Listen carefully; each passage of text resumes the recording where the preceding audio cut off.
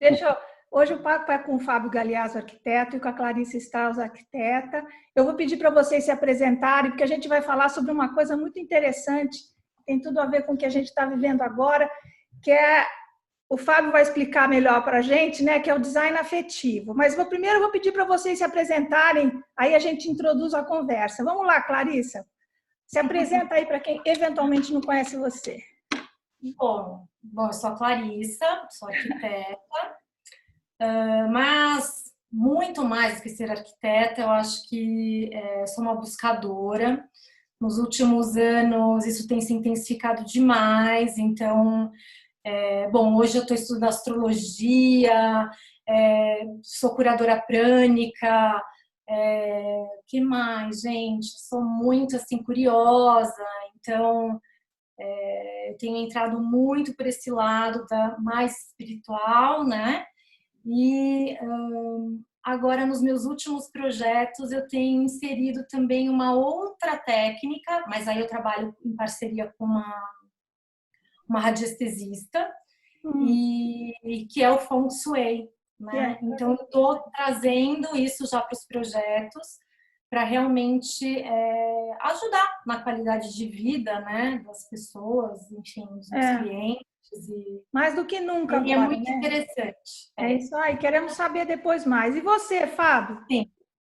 Bom, eu sou o Fábio, sou designer de interiores. Acho que, assim como a Clarissa falou, também sou um buscador. Eu gosto de falar que eu sou um pesquisador independente, porque eu entendo que o mundo ficou muito múltiplo, né? Enfim, então você não consegue mais fazer uma pesquisa tão objetiva num só tema. Você realmente tem que costurar, é como se fosse um tecido, né? Você tem que cerzir os assuntos e buscar as informações aonde você precisa para você chegar a algumas respostas. Eu tenho uma experiência muito particular, por que eu fui parar nesse lugar, enfim. Em 2011 eu fui convidado para palestrar na China, durante 10 dias na Universidade de Design, uma cidade chamada Hangzhou. E depois de 10 dias palestrando, eu não sei se eu estava muito cansado. No último dia de palestra, onde realmente no dia seguinte eu já ia partir, eu fui conversar com os alunos e eu fui sabatinado durante 2 horas por 200 estudantes, todos apinhadinhos, um em cima do outro, como se fosse uma pirâmide, uma coisa muito chinesa, assim, muito tradicional. E eles começaram a me fazer questões que iam além do meu conhecimento técnico, né? Eles começaram a fazer questionamentos que me levavam para lugares emocionais da minha vida, né? E quando eu percebi, quem estava respondendo essas questões era minha avó, era meu pai, eram tias, eram casas que eu participei, porque eles queriam saber, as respostas eram todas emocionais, não eram mais respostas técnicas que eu poderia falar de combinações, de texturas, de conceitos, né? E eu fiquei muito angustiado, porque foi quase uma sessão mediúnica. E entrei num estado muito agoniante, assim, aquela coisa de quero sair daqui, quero ir para casa, não sei o que aconteceu. Quando eu cheguei no Brasil, quando eu entrei no avião mesmo, embarcando, me veio uma pergunta: por que nós decoramos?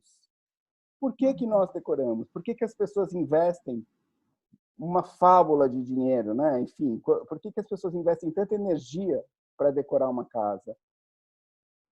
E isso me incomodou muito, e quando eu cheguei no Brasil, comecei a fazer a minha pesquisa acadêmica, enfim, que acabei fazendo mestrado nessa área, com essa pergunta: por que nós decoramos? E aí encontrei milhares de respostas, me apaixonei, e aí eu comecei a estudar isso. Aí eu fui mais para a holística, fui mais para outros conceitos, para trazer essa parte, porque já alguns autores, como Jung, eles trazem essa questão do não físico, do emocional, do psíquico, né? E já dão um tratamento um pouco espiritual para essas questões. Então, eu entendi que eu ia ter que partir para esse caminho para justificar por que nós decoramos. Então, deixa eu aproveitar e perguntar para você uma coisa, porque, né? O que você acha dentro desse teu olhar? Eu quero saber a opinião da Clarissa também. O que vocês acham que vai mudar na casa depois dessa experiência, dessa pandemia do Covid? A relação da gente com a casa, o que vocês acham que vai mudar? Clarissa, diga lá. Eu acho que a gente está bem mais consciente, né, do que é a nossa casa, sabe? Eu acho que o Fábio vai falar de outras casas, né? mas eu acho que essa casa física, esse espaço que a gente vive, né, tá muito mais, a gente está observando muito mais, vivenciando muito mais cada espacinho da casa, né?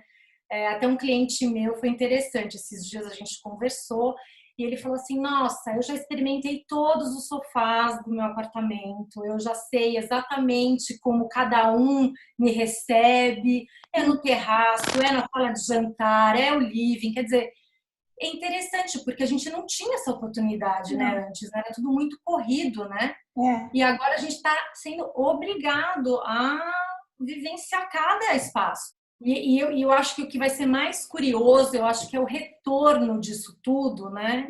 Nos nossos projetos, os clientes, eu acho que eles vão vir com muitos questionamentos, com muitos desejos. Eu acho que vai ser tudo bem diferente. Você sabe que nesse momento eu estou desenvolvendo alguns projetos e eu estou tendo uma experiência fora do normal, né? Porque, assim, conta. os clientes, eles estão desenhando o projeto, eles estão desenhando o que eles querem. Nossa. Demais. Eles têm acesso às ferramentas, eles fazem as alterações. Então, assim, a reunião, ela mudou a dimensão, porque antes eu fazia uma reunião com o cliente, a gente discutia as discussões, eu voltava para o escritório e fazia introduzia essas alterações no layout e retornava. Não, a gente faz a reunião e os clientes já voltam com a alteração que eles imaginam. Nossa, que interessante com as ferramentas que eles encontraram, que nem sempre são as mais adequadas, e que aí gera discussões. Por que aquilo é possível e por que não é possível? Sim. Mas já acelerou, a reunião já foi acelerada. A gente já quebrou um estágio. Aí você disse se é viável ou não, né? Você diz se é viável ou não e você vai encaixando o que eles... Aí você vai trabalhar com a dimensão, né? Você vai pegar aquela ideia e vai realmente usar um programa de computador que traz a ideia da dimensão, e algumas coisas são viáveis, outras não. Mas é que eles conseguem também discutir mais o uso dos ambientes. Sim. Porque eles conseguem... às vezes as ideias são geniais, eles falam assim, nossa, a gente adorou isso, mas é que no dia a dia isso não vai funcionar, porque a gente já está percebendo que a gente está aqui em casa e que a gente gosta de ficar nesse lugar e de fazer tal coisa e a casa vai funcionar de outro jeito. Isso é demais. Isso é demais. É muito, muito legal isso. Eu acho que isso só vem somar, né, gente? Só vem somar. Porque muitas vezes o cliente ele nem sabe o que ele quer.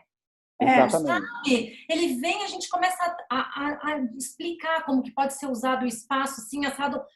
Mas agora eu acho que a gente vai ter uma outra ferramenta para trabalhar, muito mais rica, né? Vai ser muito melhor. Com certeza. Eu acho assim que a gente, pelo menos na minha experiência, né, Clarice, você pode trazer a dela, mas assim, eu sempre tive muitos clientes que discutiam como que seria essa casa pro mundo. Como essa casa quando eu recebo, quando essa casa... Então, assim, é o banheiro que fica gigante.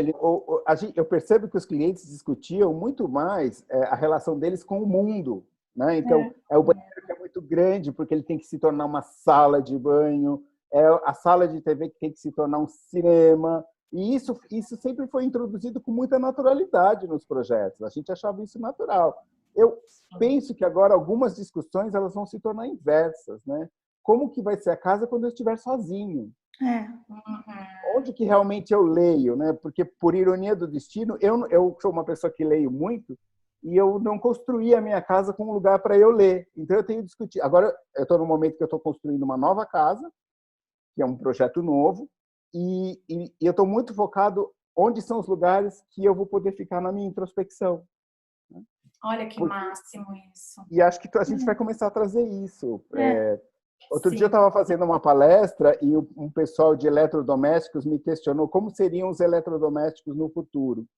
Eu disse, olha, no futuro eu não sei muito bem como eu vou te dizer como eles são, mas hoje eu uso eles para interagir com meu filho.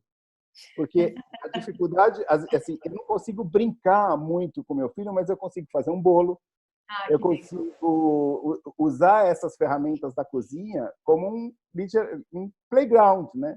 Então, uma maneira de estar junto, Educativo também, né? De uma forma educativa. Começa que ele tem que aprender a ler a receita no celular, né? Então ele tem que digitar o nome do que a gente vai fazer, para depois ler a receita, para depois a gente, enfim, fazer Eu a acho isso interação. incrível, sabia? Porque você acaba transformando, né, a matéria em uma outra coisa, né? Fazer um bolo. É sensacional. E o design afetivo? Explica um pouco para a gente essa história do design afetivo. Eu morro de rir, né? Porque quando eu vou, às vezes eu faço algumas palestras para os profissionais da nossa área e eles falam assim, mas isso eu já fazia. Eu falo, isso você já fazia. É que agora você pode levantar a bandeira que você faz isso, né? Porque antes existia um paradoxo profissional, né? Então, ou eu sou aquele profissional que cria aquela estética rígida, que é belíssima de se olhar, mas que a gente questiona muito como é se viver nesse lugar. Então, eu tenho esses profissionais que fazem esse tipo de trabalho. E eu tenho aqueles profissionais que eles interagem o tempo inteiro do cliente com os desejos, com os afetos, com as emoções, com as recordações, e que ficam trabalhando o ambiente a partir desses questionamentos. Esse profissional ele vai ser muito mais valorizado daqui para frente. Com certeza. Ele já é. É que agora vai se tornar uma tendência, né? Isso vai se tornar os discursos, os textos, tudo já estão sendo escritos com esse chamado, né? Então, o design afetivo nada mais é do que a gente partir da nossa relação com o mundo, da nossa relação com a família, da nossa relação com as nossas lembranças, né? E o que eu venho trazendo é que, assim, talvez, como a Clarissa trouxe, esse momento de consciência é que a gente perceba que nem toda a história precisa fazer parte da nossa vida. Porque antes existia ali um chavão de que a casa é o lugar onde as nossas histórias estão. Quando a gente traz a consciência, que é esse novo momento, a gente pode descobrir essa história fez parte da minha vida, mas hoje não faz mais e eu não quero mais. Agradecer, né? Agradecer e dizer isso não se comunica mais comigo, não tem mais a ver, né? E deixar aí, né? Acho que também eu tenho uma experiência muito engraçada. Eu sou assim, eu converso com as paredes e assim, é muito comum eu na rua ver alguém olhando para mim com cara de assustado, porque eu realmente falo sozinho. Você anda falando, Fábio, na rua? Sozinho? Eu falo que aquele amigo invisível que eu não tive na infância, ele apareceu agora. Eu falo bastante. Então, uma vez eu estava numa loja de decoração dessas de departamentos, bem conhecidas, que a gente tem vontade de pegar o carrinho do supermercado e comprar tudo. E eu estava lá olhando os lançamentos e eu vi duas amigas conversando na gôndola de taças de vinho. Enquanto elas escolhiam as taças, elas iam falando mal da sogra, mal do emprego, mal do marido. E aí eu olhei para aquilo assim e eu vi um campo energético. Assim, nossa, mas essas mulheres são loucas, porque elas estão magnetizando esses copos só com mensagens negativas. E elas puseram na cesta e foram embora. No dia seguinte, eu estava tomando café da manhã, e eu sou um cara que toma muito café, assim, tomo muito café. Eu fiquei pensando nas peças que existiam na minha vida e fiquei olhando, né? Porque eu sempre tive sempre fui um acumulador. Né? E disso surgiu um bazar com 300 peças, logo de cara.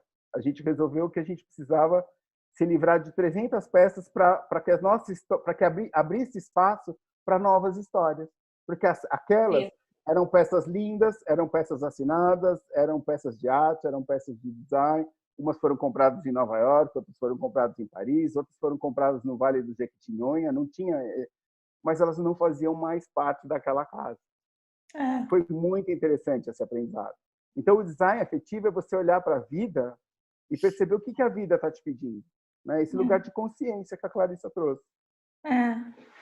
Pois, hein, Fábio, esse desapego, né, é um exercício, né, que eu acho que a gente também está sendo convidado a isso, né, nesse momento. Mas o mais legal é assim, que quando a gente fez o bazar, era ver o encontro das pessoas com as peças. Foi muito interessante, porque isso até está numa outra pesquisa que eu tenho feito agora, né? Aí que você entende, né? A energia do objeto, ela não é nem positiva nem negativa, é a sua intenção com ele que magnetiza ela. Então, aquelas pessoas encontravam com aqueles objetos, elas iam levar a minha história que eu tinha tido? Não, elas iam levar a história daquele encontro.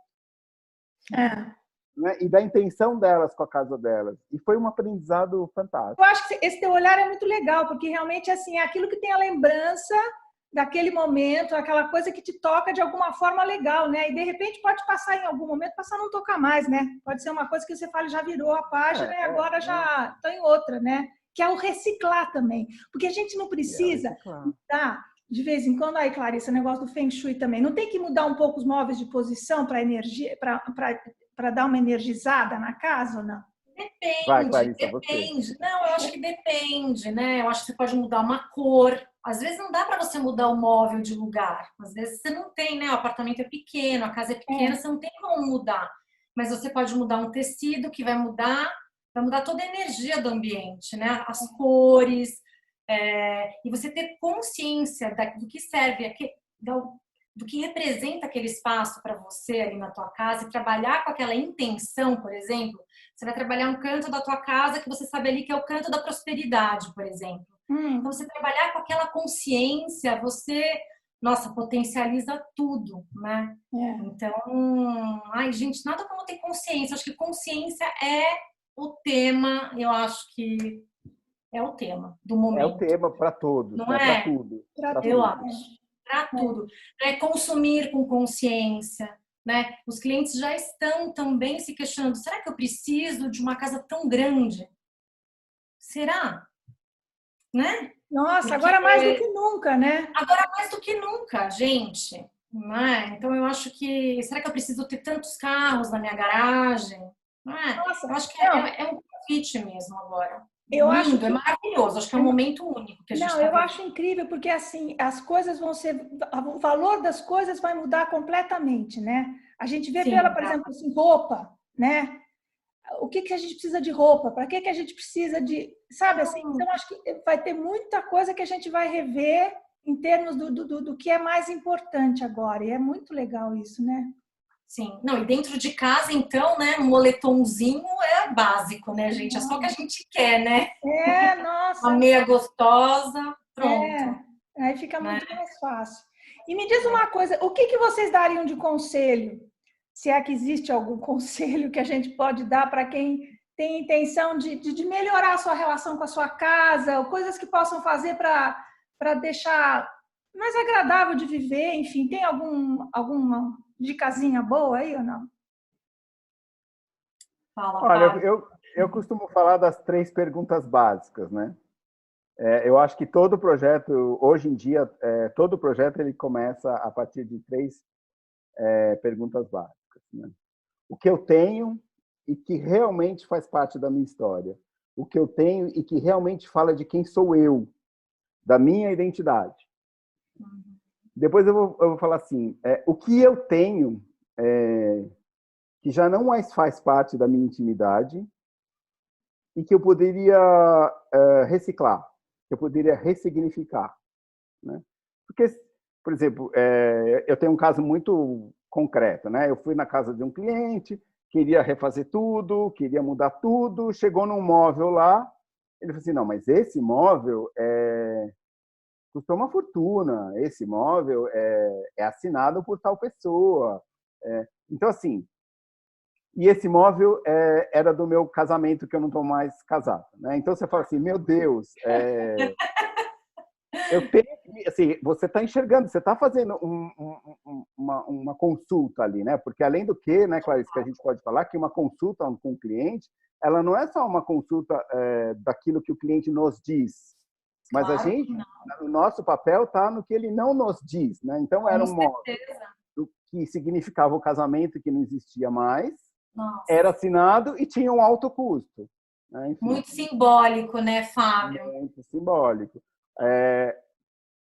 Graças, assim, eu tenho a sorte de ter clientes muito especiais, então essa pessoa ela topou que a gente chamasse um artista plástico para pintar uma fênix no móvel, né? Porque representava exatamente ela enterrando o passado e renascendo melhor, né? Enfim, e o cara fez um trabalho fantástico, né? Que lindo! Foi lindo, né? Porque ela teve a chance de realmente de pensar sobre a questão, né? De avaliar, de ficar ali. Ressignificar. E a peça... Ressignificar. E quando a gente ressignifica ou recicla, geralmente o que vem é muito melhor do que era antes. A sim. interpretação ela é muito melhor. Ela é mais, porque enfim, ela tem um certo despojamento, né? Ela não tem a rigidez da construção, ela tem a soltura da desconstrução, né? Assim, ela é livre, porque você pode criar, ela realmente significa a criatividade. Então é o que você tem que você vai poder ressignificar e o que você tem que você vai mandar embora a partir daí. E o terceiro é que só então nós vamos pensar o que vem de fora para dentro. E como é que a gente vai permitir que esse externo entre na nossa casa? E que aí a gente vai pensar na sustentabilidade mesmo, aliada à tecnologia, aliada a um mundo mais leve, já pensada para isso, né? Eu sempre parto dessas três questões. Não. E eu diria mais uma quarta que eu falaria assim, começa de cima para baixo. Daquelas prateleiras lá no alto. No maleiro, sabe o maleiro? No maleiro. Eu falo que existe um fenômeno dentro da gente que chama síndrome da Arca de Noé, que é como se a gente estivesse juntando tudo para o dia que o dilúvio chegasse. Nossa! Ô, Fábio, você sabe que eu não sou uma acumuladora, sabia? Eu presto bastante atenção, assim, em mim. Quando eu vou percebendo que eu vou mudando alguma coisa em mim, eu já começo. Eu preciso doar roupas que já não fazem mais sentido. Eu acho que as roupas são o primeiro sinal, eu acho. O guarda-roupa, quando você começa a ver coisas que não tem mais a ver com você, é fácil. Até porque elas estão mais no campo do físico, né? Exatamente, né? Então elas não te representam mais, né? Então aí você já começa a fazer essa doação. Toda vez que eu compro uma peça nova, que assim, eu não sou uma pessoa consumista, mas eventualmente quando eu compro, eu já dou alguma coisa. Eu também faço isso. Não... Entrou, saiu. Eu tenho uma sacolinha direto lá que às vezes a gente tem coisa que você não usa há um tempão, né? Que tá lá parado. Exatamente. E agora eu vou usar essas 3 itens aí do Fábio, essa técnica, e vou começar a analisar os outros cantinhos aqui da minha casa também. Mas começa de cima para baixo. Campo, né? O campo energético, ele se adapta muito facilmente, né? Então você sente muito. Acho que tem que pôr a intenção dessa coisa da limpeza mesmo e a gente vai se ressignificando mesmo, né? Vem o espaço para o novo, né? Não, e como é dinâmico, né? E como é dinâmico, né? Como uma ação minha, ela reflete em mim, né? Eu cuido da casa, a casa cuida de mim. Acho que isso é uma das grandes mudanças também que nós teremos daqui para frente. Porque como está todo mundo em casa, está todo mundo mexendo na casa. E está todo mundo percebendo que o pouco que mexe já faz uma grande diferença. Nossa. Minhas plantas, gente, elas mudaram completamente a relação comigo. Completamente. Elas estão lindas. Olha. Lindas. Porque antes, enfim, era aquela correria, né? E assim, eu não estava prestando atenção nelas. Agora eu converso, todo dia bom dia, molhando com mais carinho. E vem o retorno, Fábio. É isso que você está falando, vem um retorno assim, é muito lindo, é muito lindo. Elas são as minhas amigas. Foi muito bom. Acabou já? Acabou já. Foi muito Foi ótimo, bom. adorei também. Não, mas eu acho que está sendo um momento tão especial para todo mundo, né? E assim, difícil, muito difícil, mas que a gente saiba aproveitar tudo de bom que esse momento vai poder nos passar, porque eu acho que tem muita coisa que a gente tem que aproveitar disso, né? Eu acho que vai ser maravilhoso. Eu acho um pouco irônico, mas é um dos melhores presentes que a gente podia ter ganho, sabe? Vai ser dolorido, vai doer um pouco, mas a gente precisava desse tapa na cara. Precisava. Gente, é um momento único na história, né? E olha que tem a internet, olha só que coisa maravilhosa. Eu faço aula de dança via Zoom, faço pilates via Zoom. Estamos aqui, reunidos. É incrível.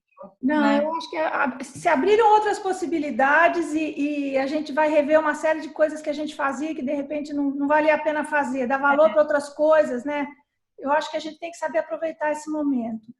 Mas olha, Sim. super obrigado, Fábio, Clarice, Ai, queridos. Fábio. Adorei ver Obrigada, vocês. Graça, Fábio. Muito obrigado mesmo. Tá bom, Graça. Tá. Ó, gente, Obrigada, Fábio. Obrigada.